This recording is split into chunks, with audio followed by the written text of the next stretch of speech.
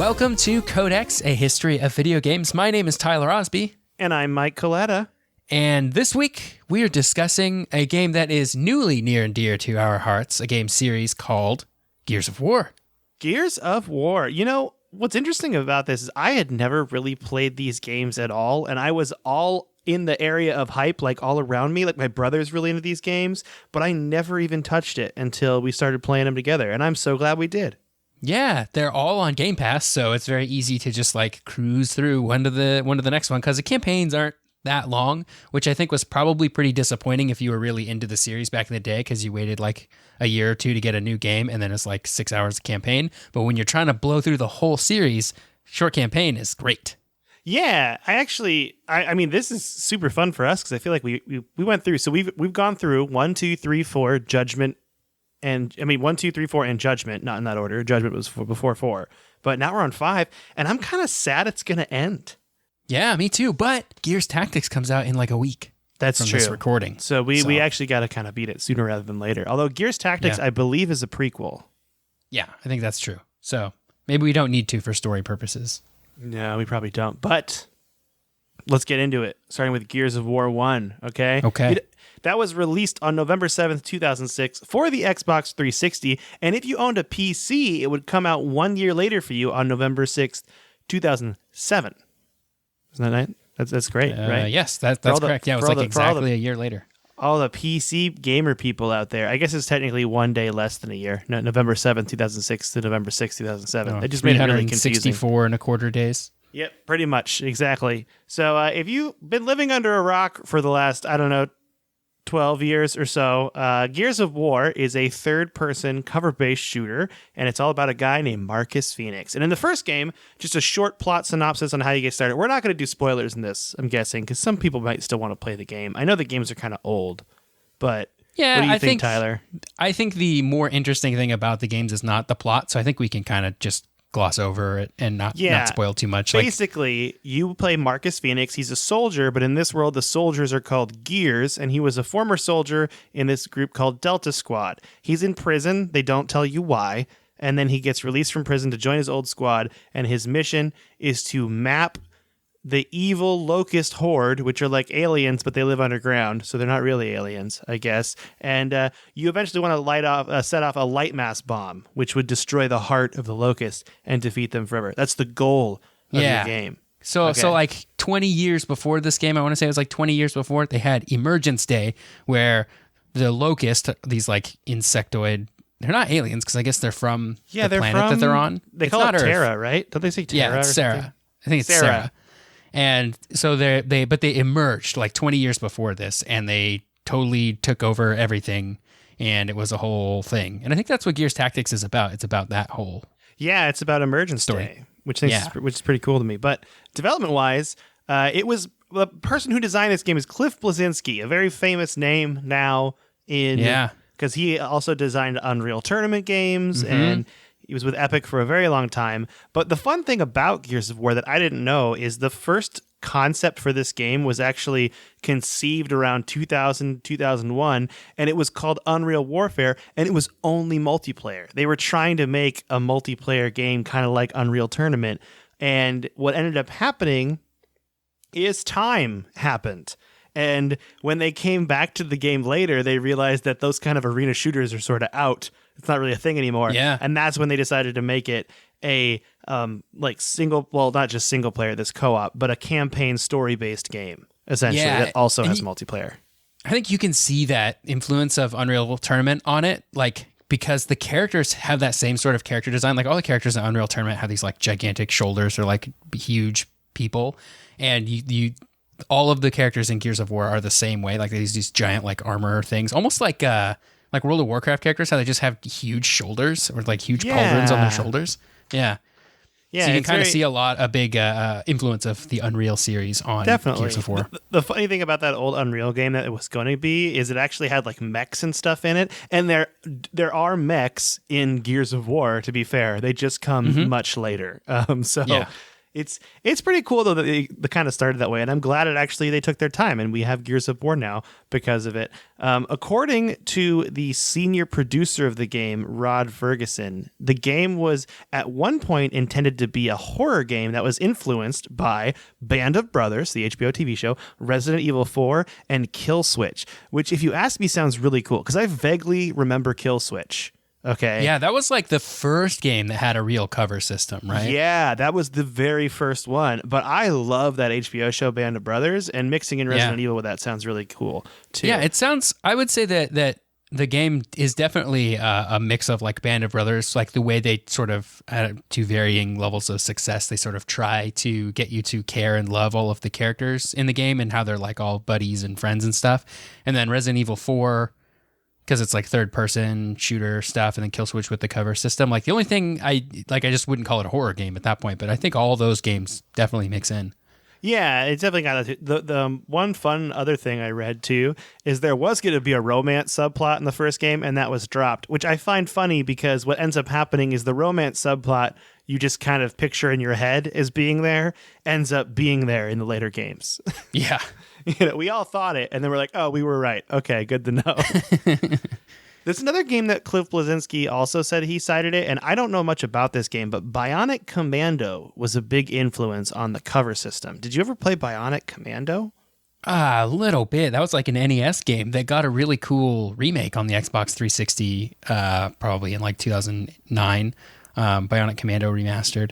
It's cool. It's like it has a lot of swinging, and I guess now that you mention it, like the moving from like cover to cover is sort of like that.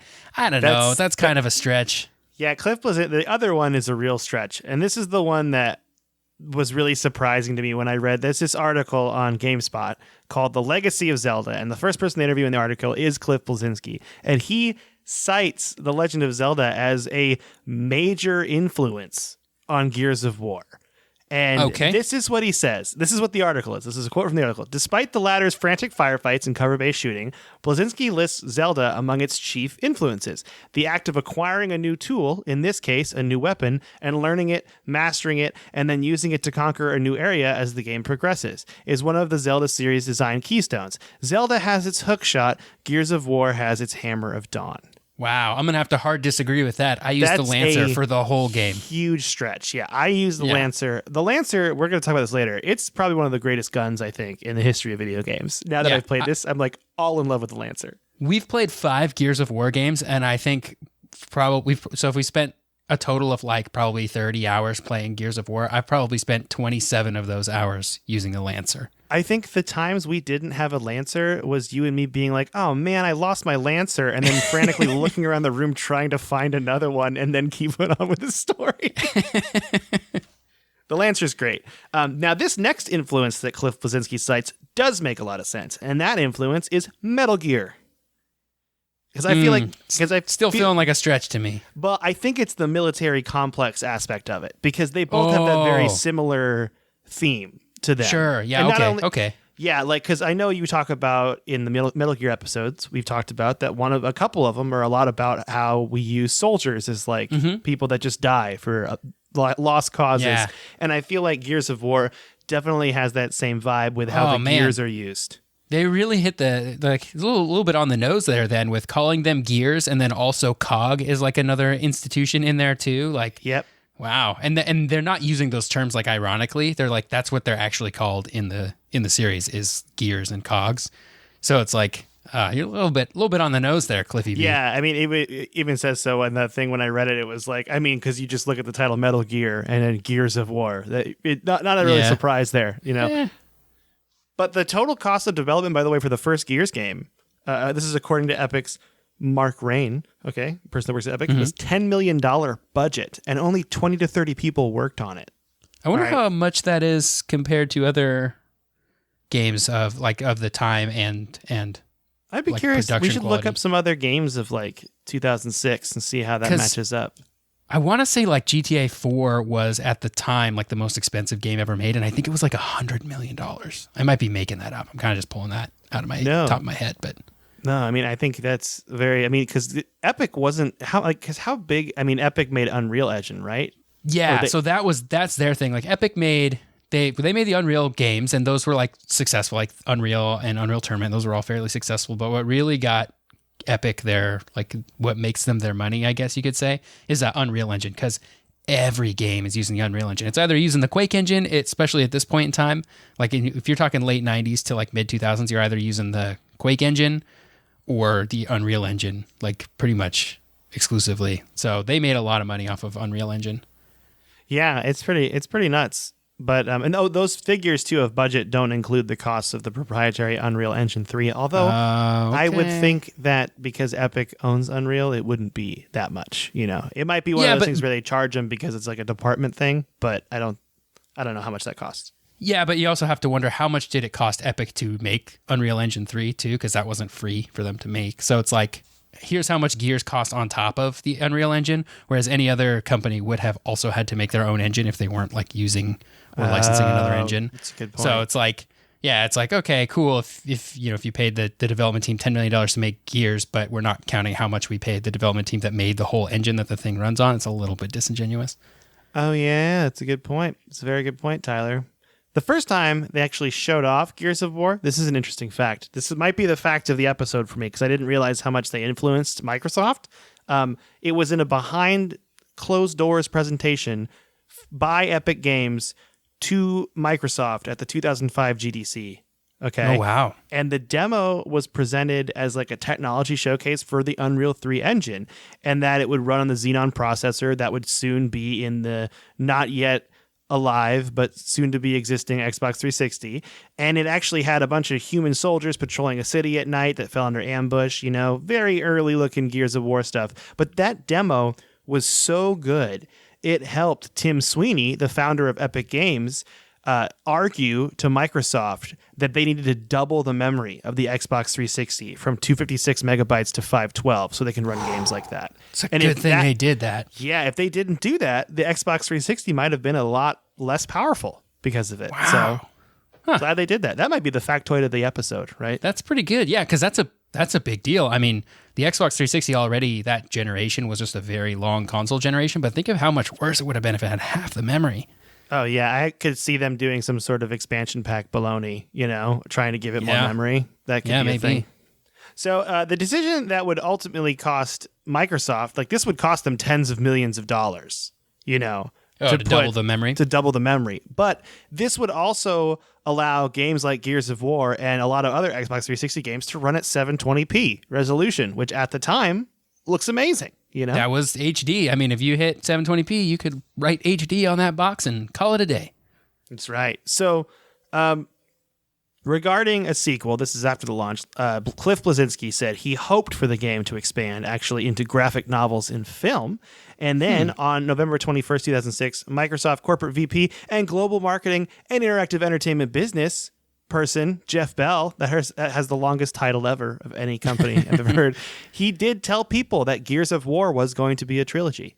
And they would talk about through the sequences on eBay on eBay. We're going to put eBay on your Xbox. Through the sequences on eDay and the Battle of Jacinto Plateau, as well as like talk about Marcus Phoenix's father. He actually kind of laid it all on the line when you think about it. That's crazy. Yeah, because that's exactly what happens. The Battle of Jacinto is Gears 2, right? And then all the stuff with Adam Phoenix is Gears 3. All the things with Papa Phoenix. That's right. So, but yeah, it's actually like Epic Games Vice President Mark Rain posted an image on the official Gears of War internet forums. This is how long ago it was. It wasn't on social media. It was on straight up internet forums. It said, "It's not over until it's not fun anymore."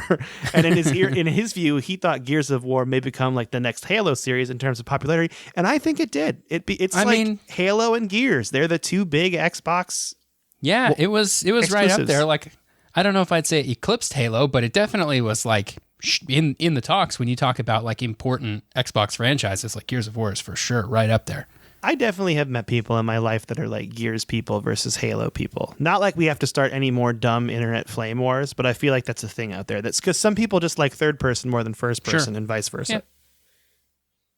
So we didn't really play it. Well, we played multiplayer on Gears of War, but I should touch on it because we didn't play PvP. We played co-op multiplayer. And in PvP, it's 4-on-4 competitive. gameplay, and then you have teams where some people are gears and some people are locusts, and they actually have to execute downed foes or you will revive after a certain time. So you got to like wipe people, kind of like a battle royale situation going on. Oh, and there's some modes to it. There's assassination modes, and that is one person on each team is anointed the team leader, and the team leaders can track each other, and the other teammates have to kill the team leader to win, like assassinate the other team's leader. And the fun thing about it is those extra teammates can't pick up guns. Only the team leader can. He has to give people guns. Oh. Yeah. There's also an annex mode, which is very similar to King of the Hill. And then when PC came out, they just called it King of the Hill and then added some more fix to it where it's like a control point, but the conditions of how you hold it vary. Like you got to get kills on it or whatever. So that changes. It's popular. I've never played the multiplayer, but I know people that were really into it. Yeah, and it came out especially at a good time because there was Halo 2 was out, but there was no Xbox 360 like Halo. So when it came out, it was sort of like almost advertised, or at least players were thinking of it as like, hey, this is going to replace Halo until Halo 3 comes out. And it did. Totally. It kept the Xbox 360 fan base alive for sure. That game, by the way, the first Gears of War, has a 94 out of 100 on Metacritic. Wow, that's a great score. And on the day it was released, it became the most popular game on Xbox Live. And then beating out Halo 2 finally. Yeah, and as of November 7, 2008, the game has sold 5.88 million copies, which means it's sold so many more since then, because that was from 2008. Also to note, Gears of War was the first Xbox or Xbox 360 game to sell out and reach the top 10 charts in Japan. Xbox games, if you don't know, usually do terribly in Japan. That's just the way it's always been. And they broke the charts. All right. Well, that's great. Good for you, Gears of War. Now we get to talk about the fun stuff. This is the things that Tyler and I really loved playing Gears of War, and we've written them down. First thing first, the playing as Marcus and Dom just feels nice. I feel like their chemistry is good together. Yeah, that's the band of brothers like coming in there, right? It's like these two are buddies, and we feel for them and like watching them go through this whole trilogy. Yeah, it feels really good. And I also really enjoyed it just playing with you two, because it's like we're buddies and then they're buddies and it's just buddy time. And I'm going to skip the next topic to go to the other buddy topic, which is in a much larger font than everything else. Friendship doors. Friendship doors are the best. So what happens with friendship doors is sometimes you'll get to a point in the game where you cannot progress until both players have like walked up to the door or whatever needs to be lifted or something, and they have to do it together. And it's probably just a clever design trick to like make sure that players stay together so that when they load the next area, like it doesn't get all messed up. But we love them because we call them friendship doors, because we have to be buddies to help each other through, and it reinforces the themes of the game. And I like that. I think you and I need to write a self-help book called Find Your Friendship Door. You know? I think we could do it. But yeah. They're really fun. The other fun thing about Gears of War that Tyler and I have constantly been like, why haven't more games done this? Active reload. What's an active reload, Mike? An active reload is when, so usually in a game, you hit the X button, your character reloads. In Gears of War, you hit the X button, and then a thing pops up, like a mini game up top, where you got to hit a certain point to reload your gun. And if you hit the exact point, it reloads super fast. If you hit it in the normal like white bar, you just reload normally. And if you miss it, then your character goes, he says an expletive and then messes with his gun for a while. And I really think like it's a fun way. Yeah, it's a really fun thing. It just adds an extra layer to the fighting, which is because otherwise you just feel like a mindless machine, just shooting and reloading and shooting and reloading. But this gives it kind of more like characters. Like you could be like, oh, remember that time my gun jammed up in front of that guy and you had to save me? Like it's cool. Yeah, I like it too because it there's like a sense of mastery with it. It's not a hard thing to do, but it varies from gun to gun where the like sweet spot is. So what it requires you to do is like learn your gun and where the sweet spot is. And once you start being able to nail it without having to look, that's when it feels really great, and you feel like you're shooting like bad guys, and then you got to go reload, but you're good at reloading, so you can reload faster than if you were bad at reloading, and then you go back shooting guys, and it's like this cool level of like another thing to juggle that I really enjoyed, because if you nail it right, then you get extra damage. Yeah, it really is the thing about like getting it without looking that makes you feel like you're really experienced. It just makes you feel cool when you nail a reload. Yeah. All right, we've already talked about this a bit, but the Lancer is one of the best weapons in a video game. Just hands down. We're throwing it out there again. It's one of my favorite weapons in games at all time. It's just it's a machine gun, but tell them the special thing about it, Mike. It's got a chainsaw on the front of it. It's got a chainsaw on it. And you can saw the enemies like in half. And it's great. And you can also violent. saw chains to get through doors, you know? That's right. It's a multi-tool. It's a multitasker. It's important. Yeah. And all the other guns have like really boring, you can melee people with them. Like, I guess that's cool, but you can't chainsaw them. The only other gun that is like even close to it is later on in the series called the Retro Lancer, and it's got like a bayonet thing on it that you can charge at people with, which is really fun. That's so fun. I love the Retro Lancer. So you wrote this next one down, Tyler, and I think it's kind of it's not really a hot take because I agree with you 100%. But what is your next take on here? So it's a lukewarm take here. The game takes itself way more seriously than it should, and I kind of find that a little bit endearing. Like, the story it's fine. It's a passable story. Somebody put thought into it, and that's great. But it's not winning any awards, or maybe it did win awards. I don't know. The first game is like pretty cut and dry. What happens? It's not, it's no Halo. That's all. But you can tell they think the story is like the most important part of this game. Like, they really think that they're just nailing it, and they don't. It's not bad, right? But I'm gonna say this later on because this is like my closing argument for these games. These games are so good at getting better and better with each iteration. Yeah. Every time I played a Gears of War game with you, I was like, this is so much better than the last one. You know, that you can tell they've really put a lot of work into it and improved them. The story from Gears of War 3 versus Gears of War 1 is miles ahead, and it shows. Yeah. I remember distinctly Gears of War 3. I guess we'll get there when we talk to it. But like, so we sort of talk and banter, and maybe we're not given the story its due when we do that. But like during the cutscenes, we're like paying attention, but we're like talking and joking and like kind of commentating on what's happening on the screen. There is definitely at least one cutscene in Gears of War 3 where we were totally silent the whole time. And I don't want to spoil what happens in that cutscene, but like neither of us had any like funny jokes to say or like quippy things. It was just, we were just watching what was going down because we were like, what? Yeah, we couldn't Mystery Science Theater it because we both also didn't know it was coming. You know, we didn't spoil ourselves with it. So we're not going to spoil it for you either. Yeah. The next one I like, the next topic you have on here, I didn't know it's grimdark like all the other games.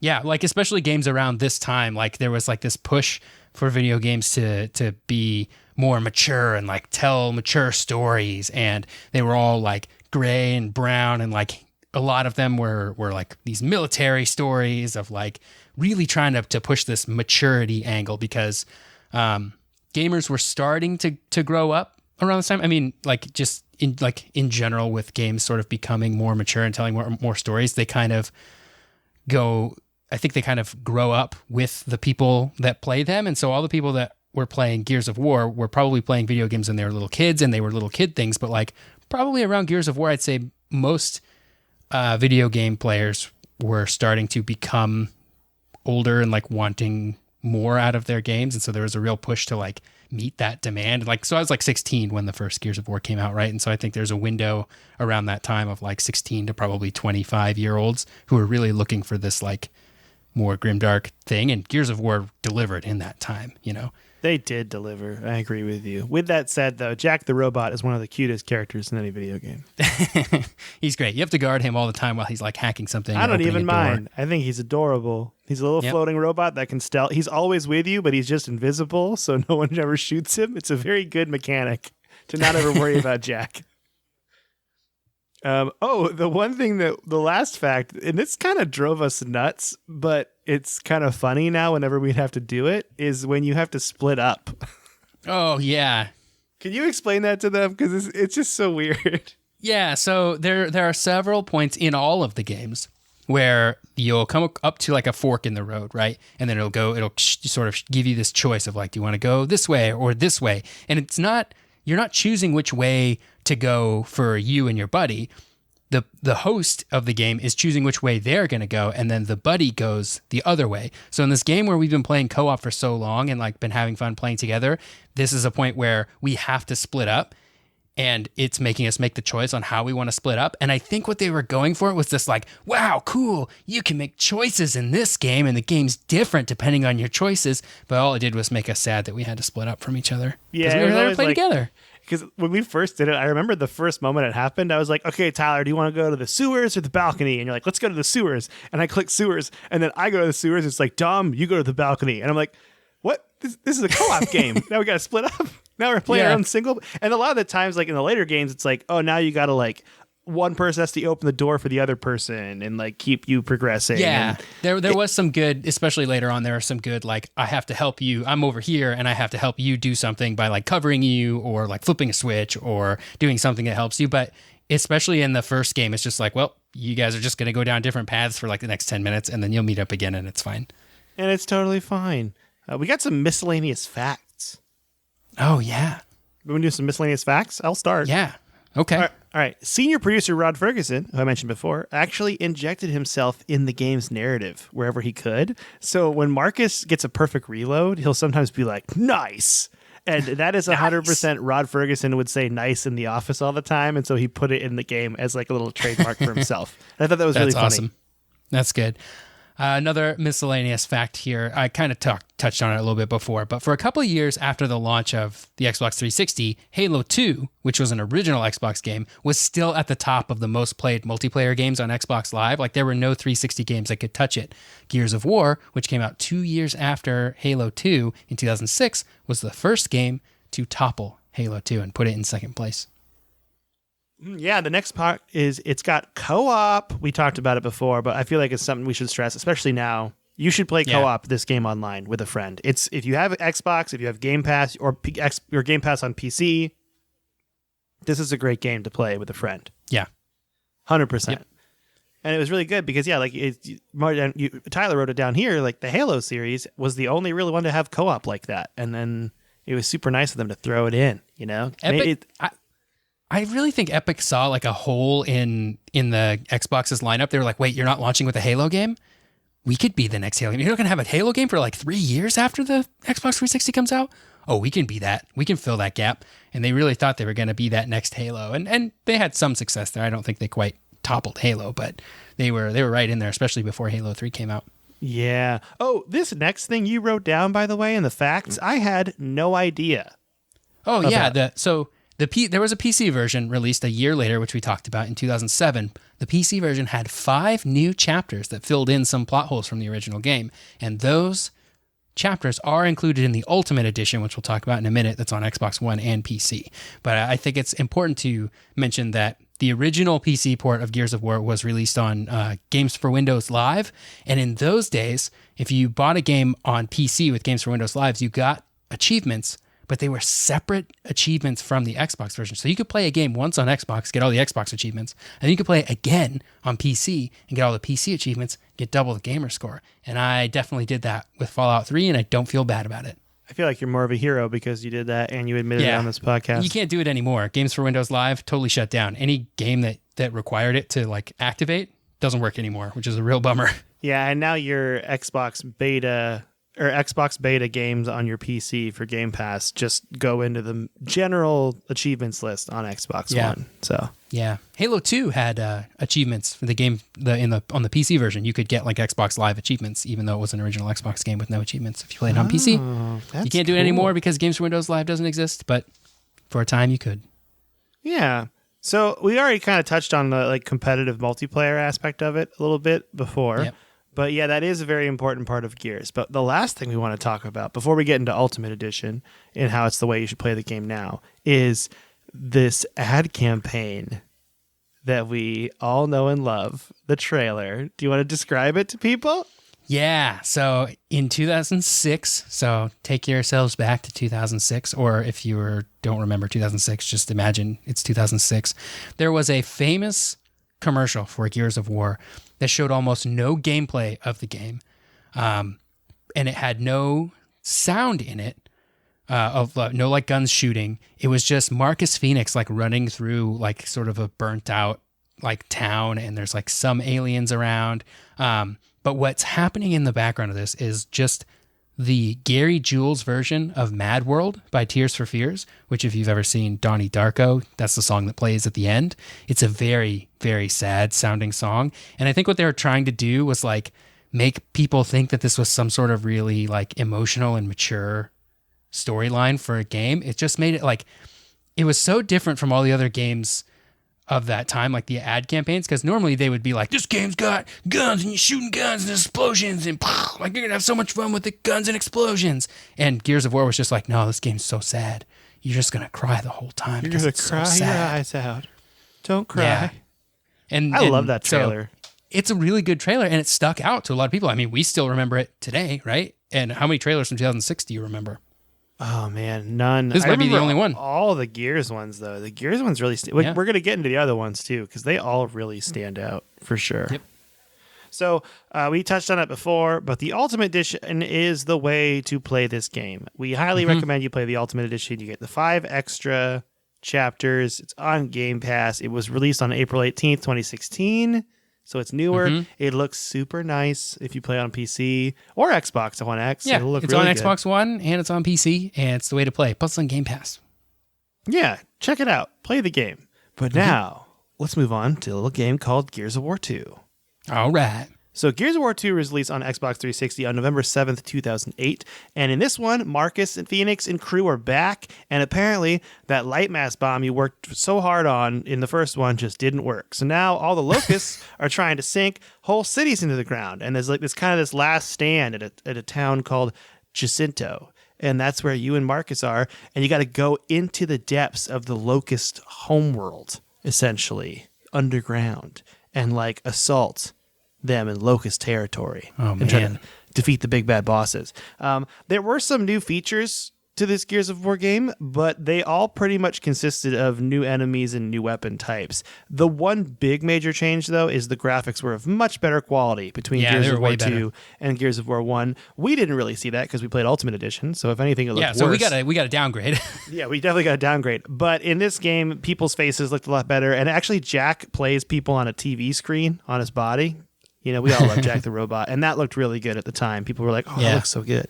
Development-wise, Gears of War designer Cliff Bleszinski did several interviews to highlight the improvements that would be done to this game and how they would fix the netcode optimization, and it would do just pretty much to fix all the host advantage problems in the first title, because that competitive multiplayer aspect was a big part of it, and there were huge problems with hosts like getting the advantage on multiplayer matches, and they did hundreds of tweaks to improve that, as well as the cover system and the movement, but to provide a deeper story for the campaign, which is the part of the game that I believe Tyler selfishly care about more. They actually brought aboard a novelist named Joshua Ortega, and they kind of took over the story writing of it, like to add more personal drama and to add like more of a sci-fi setting when they go underground in the locust. You know, it's kind of scary.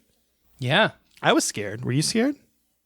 I was definitely scared. I think the story, they pick it up a notch, especially with the stuff around Dom's wife. Like they sort of make her into like this character that we sort of care about. Like the whole time Dom, like why is Dom doing all the things he's doing? It's because he wants to save his wife. He wants to make the world a better place for his wife.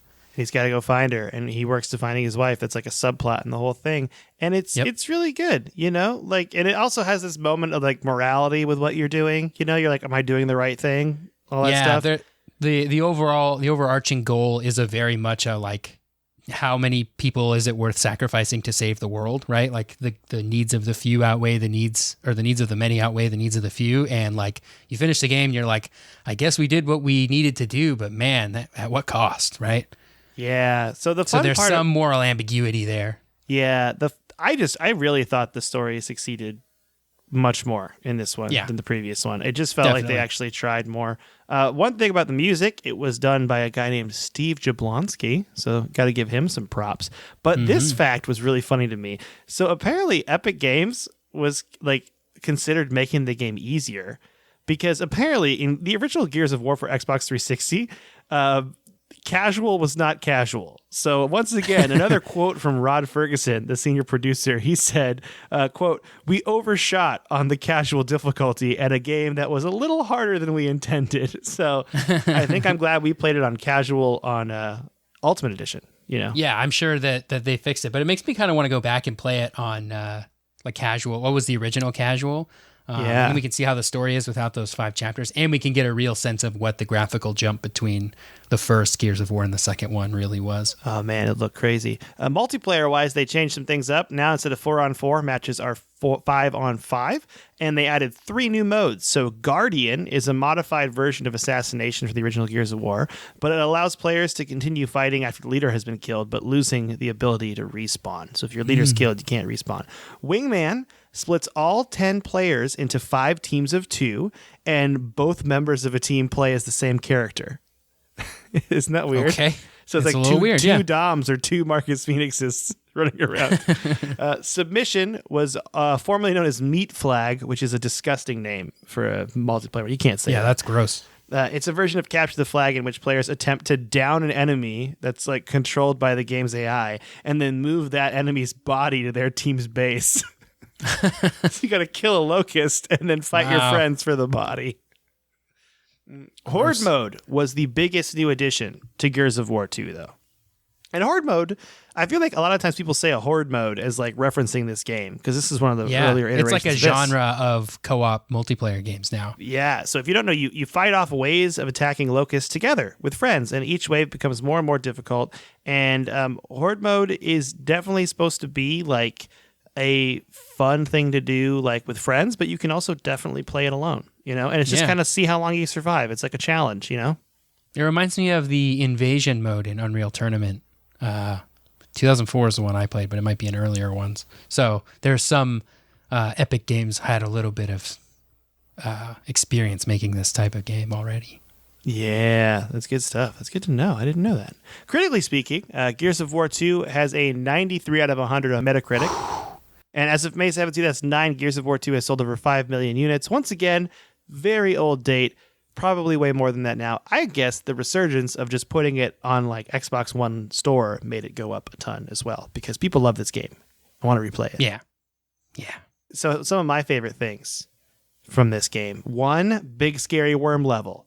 All right? It's kind of a gross level. You use worms as cover. It's worms inside of a worm. Yeah, it's real gross. It's so gross, but it's so fun. It's a really cool mechanic. They have so many new bad guys. I wrote a ton of them down, but I will just quickly go through it because this is a lot. So the Lambent are introduced. They are a race of these like emulsion-filled zombies, and you fight them. So they're like locusts that are turned into these zombie locusts. Zombies. Yeah. And they explode. We all know the favorite boom characters, the boomers from the old game. They come out and be like, boom. Boom. Just like Tyler does a better boom than me. But they actually added a bunch of different variants to the boomers. So they made one with a flamethrower and like a grinder and a mauler. Also, there are locusts that are riding these really scary beast things. Those are the first ones in this game. Also, the Palace Guard of the Queen, that's their first appearance. The Tickers. Oh, the Tickers, the little things that blow up. Mm-hmm. They're the worst. They scare me. They're so like stressful. And then the Cantus is a final boss guy in the end, which is funny because in the next game he's definitely just a regular old bad guy, which I think is That's funny. The old Doom does that a lot, like where you'll like fight something as the final boss of like an entire episode, and then in the next episode they're just like a regular enemy, and you're like, oh my goodness. You're like, come on, I gotta fight this guy again? Yeah.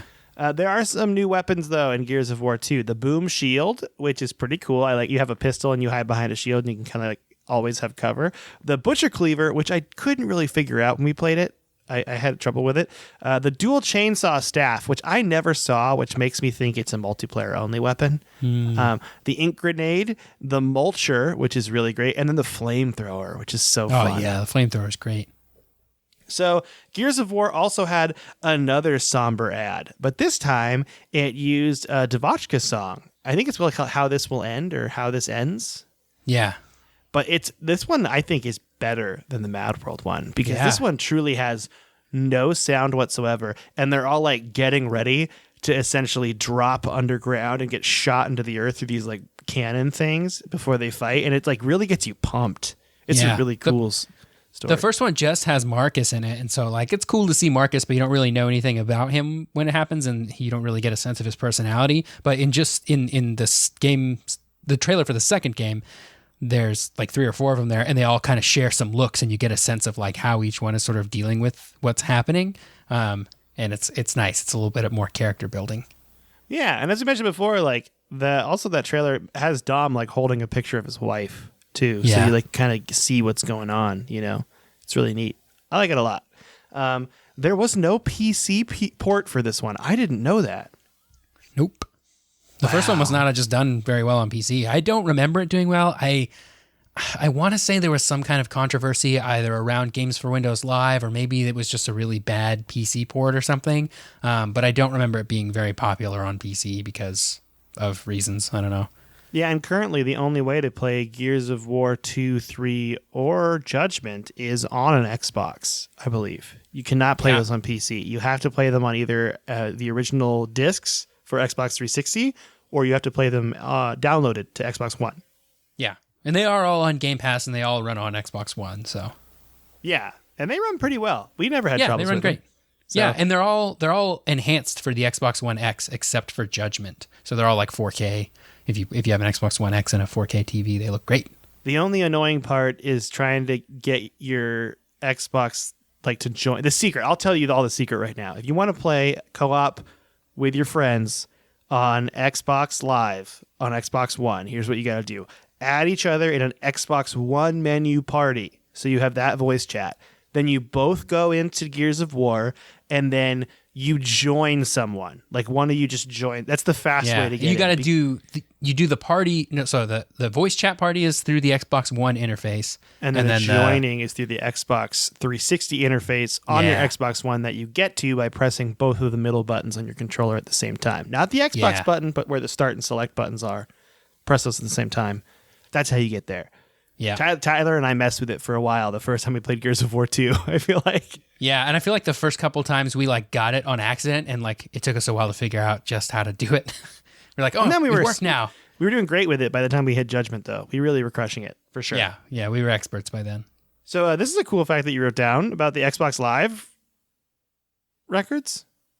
Yes. So Gears 1, as we said before, beat Halo 2 finally. So it was like number one for a long time on Xbox Live. The only game that took it down was Gears of War 2. Beat the record.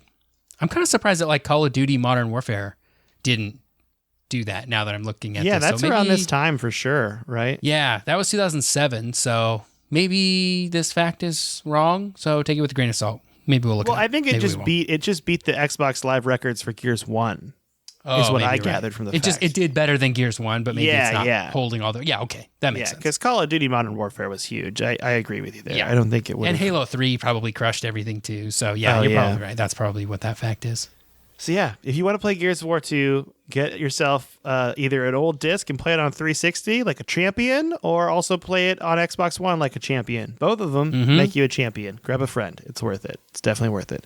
Gears of War 3 was released on September 20th, 2011, after it was delayed. Oh, Did you know it was delayed? Yeah, it was supposed to come out in April, and then it came out on September 20th, 2011. Some poor person had to wait a whole extra 5 months. That's terrible. Dang. Yeah. In this game, that's already like 3 years of a wait. Yeah. And I couldn't really find out. I couldn't find out a lot about development for this game, so I don't know why it was delayed, which was frustrating. I couldn't look it up. It was really frustrating to do. But in this game, Marcus Phoenix learns his daddy, Adam Phoenix, who from here on out will be referred to as Papa Phoenix, is still alive. Okay? So Marcus and his team venture to the secret cog base of Azura to rendezvous with Papa Phoenix and help him eliminate the Lambent threat. Also, serious questions are answered, fun is had, and enemies are chainsawed. It's a great game. Okay. Yeah, it has the best story of the original trilogy, I think. Easily. And you actually start really caring about what you're doing because there's like implications with all your actions, and you just kind of think about it and you're like, well, you gotta break a few eggs to make an omelet or whatever the thing is.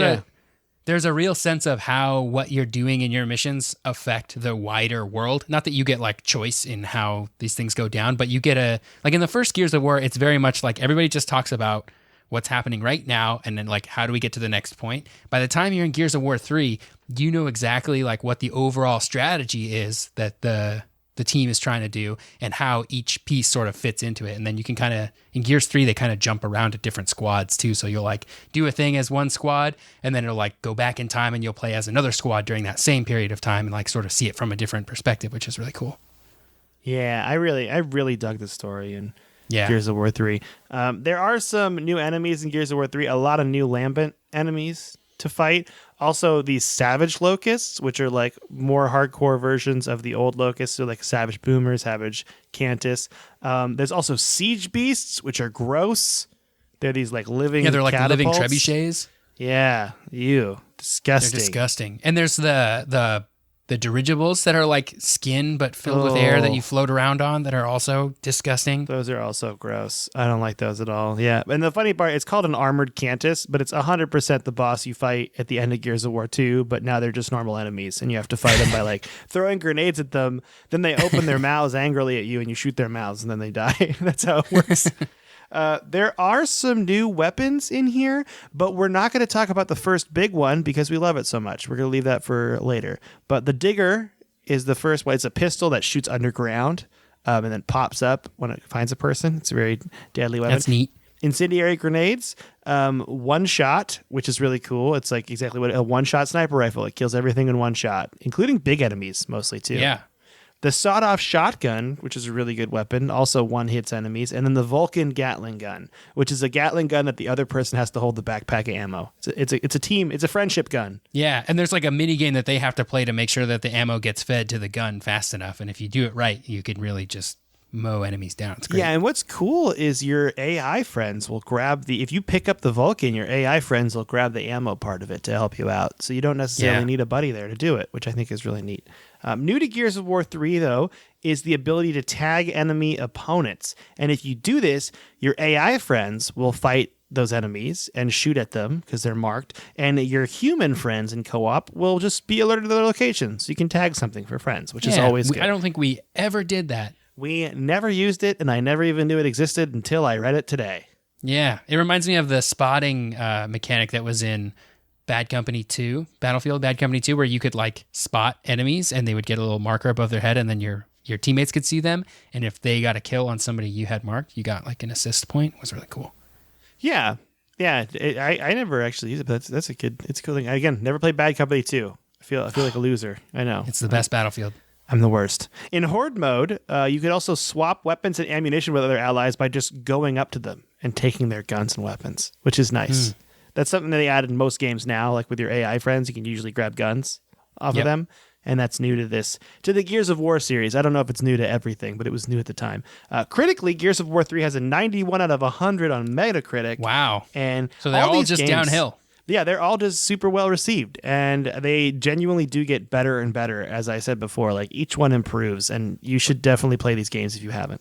But not according to Metacritic, because we went 94 to 93 to 91. So really, it's all downhill. You know what I think? I think that games now are critiqued way harder than they were previously, because now everyone loves games so much that everyone's an armchair video game critic and thinks they can like complain about something, you know? And so I think there's more people reviewing games, and I think they're reviewing them much harder than before. Yeah. And I think people like to think that like talking bad about something makes them smarter than it. And so it's like, oh, if you didn't enjoy something, that must be because you're too smart to have enjoyed that. You see, and that inherently bothers me, because if you look at a game like Doom Eternal, like from the outside looking in, it's you're a guy murdering demons, okay, which could not be the more basic storyline of a game, but Doom is so much more than that when you play the game. You know? Yeah. Like the murder parkour system where you just get better and better, and like all the new enemy weaknesses and all the new weapons. All the boss fights are genuinely hard to do. Oh, it's so good. I really enjoy it. But Gears of War 3 actually received more than 1 million pre-orders before launch. And the game sold more than 3 million copies in its first week, higher than the previous 2 Gears of War entries, and it was also the second best-selling game, only behind Madden NFL 12. Madden games. They always beat people out. They're so popular. Yeah. So you wrote some stuff down here in the facts section that I didn't know at all. Got some facts here. Gears of War 3 has 3D support. So if you had a 3D TV back when 3D TVs were supposed to be like the next big thing, right, in like the 2011, 2012 time period, you could play this game in 3D. You could even play it split screen in 3D, I think, too. 3D TVs went the way of the HD DVD, I feel like. Yeah, they really did. No one wanted them because nobody could make one that was comfortable to watch without glasses, and nobody wanted to wear glasses while watching TV. Nope, just want to watch TV for funsies. Joke's on them. I wear glasses all the time. Me too. Next fact. The game was revealed in 2010 on Late Night with Jimmy Fallon when Cliff Bleszinski was on the show. That brings me to this side note that Jimmy Fallon has been doing Late Night for at least 10 years. That I could have sworn that was only a few years ago that and it still whole feels thing like a new down. show. Yeah. We're old. Yeah. I think this is also the first game with the Retro Lancer, the only gun that's almost as good as the original Lancer. Yeah, that's right. The classic Lancer. I didn't include it in the top part because I wanted us to spend some time talking about the Retro Lancer. Because the Retro Lancer, you can carry less ammo for it, but it's way more powerful. I feel like it shoots a harder caliber, a bigger bullet. I don't know. It does more damage. It's way better. Yeah, it's a little bit less accurate, and instead of having a chainsaw on it, it's got a giant bayonet that you can like charge at things and stab them. Oh, but it's so fun to do that bayonet charge. It feels just like Battlefield 1, but better. Yep. Because it's just so more gory and ridiculous. I love it so much. Go. Oh, yeah, but this next one's all you. Okay. Yeah. Gears of War 3 was the last Gears of War game developed by Epic Games because Microsoft bought the Gears of War IP from Epic after Gears of War 3. So Gears of War Judgment, which was on the Xbox 360 also and came out a couple years after Gears of War 3, was developed by a company called People Can Fly, the same people that developed a game called Bulletstorm, which was another shooter from around that time published by Epic. So Gears of War Ultimate Edition, Gears of War 4, and Gears of War 5 are all developed by a studio called The Coalition, which is a studio that was previously called Zipline, and then they were they were owned by Microsoft. And then in 2014, when Microsoft bought the Gears franchise from Epic, kind of like how they bought Halo from Bungie like a few years before that, they put Zipline in charge of developing Gears games, and they renamed the studio to The Coalition. So the name, The Coalition, is a reference to the Coalition of Governments, which is a thing in Gears of War. That's the COG. Oh, so I like that because, it's like 343 and Streets for 343 Guilty Spark. I like that. Yep. Yeah, so it's similar to that, and they did a similar thing with 343 Studios where they bought Halo from Bungie, and then the very first thing they had 343 Studios do was do a remake of the original Halo, like an anniversary, like updated edition of the original Halo. Which is a great remake, if anyone. It really is. And so is Gears of War Ultimate. So that's like a really interesting strategy that Microsoft had of like acquiring these the intellectual property to these games that were huge on their platform, and then making a dedicated development house for them, and then getting that development house up and running by saying, hey, remake the first game in this franchise. That'll get you into the hang of like how this franchise works, and then we'll let you develop Gears of War 4 or Halo 4, right? Yeah. It's cool. I don't know if they did that with any other. Yeah, I don't know if they did that with any other companies, but they definitely did kind of the same thing for both Gears and Halo, which I think was very interesting, and it seemed to be very successful. Yeah, I think you can all see now, like the way that it's working is like exclusivity is king. Like Nintendo's been doing it for years. But yeah, it's pretty crazy. Now, this next thing that you wrote down, I am so interested in. I don't know anything about it because I want you to tell me, but this involves the Fate of Carmine voting campaign. Yeah. So in all of the games, there is a character named Carmine. And so in the first game, it's Anthony Carmine. He dies at some point in the story. Spoilers. In Gears of War 2, it's Benjamin Carmine. He also dies. Spoilers. But in Gears of War 3, you play with Clayton Carmine, who's the brother of both Anthony and Benjamin. And he's like more like, he's wittier, he's more muscular, he's like cooler in general. But what they did was they held a contest, like a voting contest, to determine whether or not Carmine would live or die based on the sales of Xbox Avatar t-shirts that you could buy on Xbox Live. Remember when those were a thing? I remember those, yeah. Yeah. I don't remember if he lives or dies in it. Maybe that's a spoiler that we don't need to... yeah, okay. I suspect what it is, but I don't want to say anything yet. Let's leave that to the... Yeah. That's so funny, though. I love that they left it up to the fans. And like, you love Carmine? Buy his Avatar shirt, and we'll talk. Yeah. It reminds me of a thing that DC Comics did in the mid-'80s when there was a Batman storyline called Death in the Family. It's in this storyline, not the Riddler. Why did I write the Riddler? The Joker captures Robin, Jason Todd at the time, and he blows up the building that Jason Todd is in, and then fans had to call into a toll line to vote if he should live or die. So they would call one number if they wanted him to live and one number if they wanted him to die, and like each call cost like 50 cents or something. So they were trying to make it so people didn't just call over and over and over again. By a very, very slim margin, they voted to have Jason Todd die. And so he died. And that's actually a really important, this is a sidetrack to like comics time with Tyler, but that's like a very important time in Batman history because it's a time where he loses a Robin, like Robin dies, and it really, really affects him. Yeah, that's like still talked about in Batman storylines today. It's nuts. Yeah, well, and it always, like when Jason Todd usually, when he makes a reappearance, it's usually has like the red hood, and he's usually mad at Batman for like not being able to save him, and so there's like always a tension there. So anyway. Oh, by the way, also one thing we forgot to mention about the Carmine thing is the T-shirts being available at Comic-Con. Oh, okay. Yeah, and they raised over $150,000, and it all went to charity. Isn't that great? All right. That's fun. Great.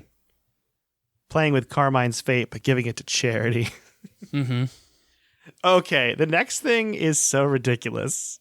Yeah, so let's go back. Let's go way back to the year 1990. I think that's the year. Ice-T, the famous rapper from the late 80s and early 90s. Also star of Law & Order SVU? Yes, also star of Law & Order SVU. Famous for, I think he was the one who did the song Cop Killer, I want to say. Yeah, I think so. I think it's correct. Very controversial song. Anyway, in 1990, he started a thrash metal band called Body Count. So it was like this thrash metal band where he was the front man and he was like the rapper in the band. So this was like nu metal, like before nu metal was a thing, because this was early 90s instead of late 90s. So they did the thing. They were a band in the 90s, whatever, and then they broke up. But for Gears of War 3 in 2011, Ice-T got the band back together and they recorded a song, and not just like a song for the soundtrack. Like sometimes you get a game or a movie will get like an exclusive song for their soundtrack. Like this is a Gears of War love song. Like they love Gears of War. They're singing directly about like Marcus Phoenix and Dom, and like it's a very weird song, and they like did a music video for it, and it's crazy. Anyway, I haven't watched it yet, and I'm so excited to watch it when this is over. Yeah, they did it for like an advertisement for the new Horde mode in Gears of War 3. Ice-T, I guess he's a huge gamer. I guess he loves Gears of War. I've seen him tweet a lot about Destiny, so he's playing a lot of Destiny on PS4. I wonder how he feels about the current state of Destiny. That's a good question. We should email him. Yeah. Let's send an email to icet@icet.com. That's probably it. Yeah, and we get something back from like Lipton Iced Tea. I hope so. I got one more little fact here. This is from the IMDb trivia page, so I don't know how trustworthy that is, but the fact seems super trustworthy.